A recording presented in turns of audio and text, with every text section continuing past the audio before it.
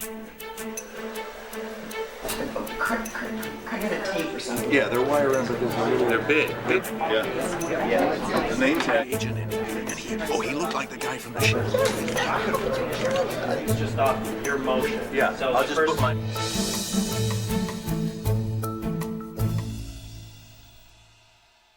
Hey, everybody, thank you very much for doing this. We really appreciate it. This is Jane Kaczmarek, everyone.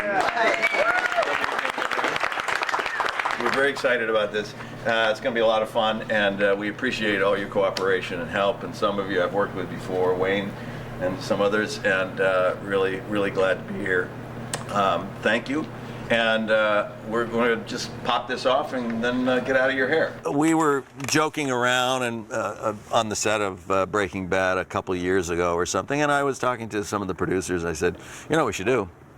I said, the ending should be, you know, where there's this nightmare and he wakes up, a la Newhart, and all of a sudden he wakes up his wife and we think Skyler's going to turn over and it's Jane Kaczmarek.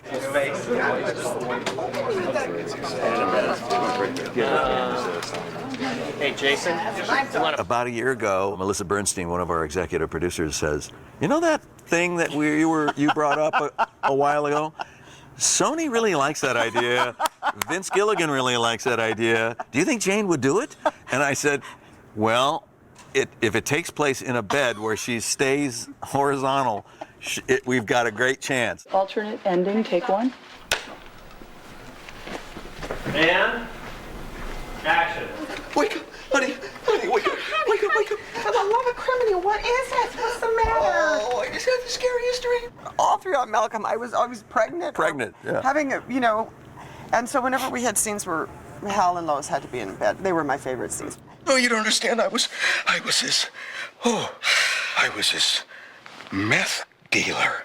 It was written by one of our writing assistants, Gordon, and did a terrific job with it. I went and I watched the end of Newhart, and I watched, went back and watched some Malcolm in the Middle and see where we'd left those two characters. Our script coordinator and writer's PA, Jenn, Carroll, and I sort of sat down and just brainstormed and sort of figured out what we could do in terms of the beats of the scene. I was this world-class chemist, and I cooked and I sold this ultra-pure methamphetamine.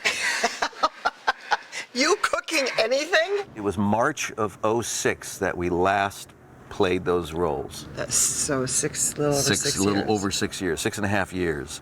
And to get back in this frame of mind and back in the familiar positions. Well, I first contacted my acting coach, and no, in fact, we got here, and Bryan was like, here's the script, and I thought, oh, I haven't seen this before. I thought, well, nothing new there. Malcolm. She did that all the time. You have Jane Kaczmarek and you have Bryan Cranston, and you're seeing them together again after 6-7 years away. You kind of don't need too much, you don't need to put a hat on a hat. And then there was this other little guy who was a waif, a man-child, used to B-word, and he would say, yo, B-word, and yay, science, B-words. There was a moment where she says, in passing, good night, Scarface. Good night, Scarface.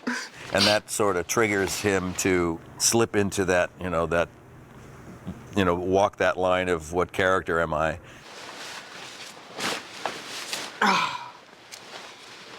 Scarface. Oh, God, Walt would do anything in the world if he had Hal's life.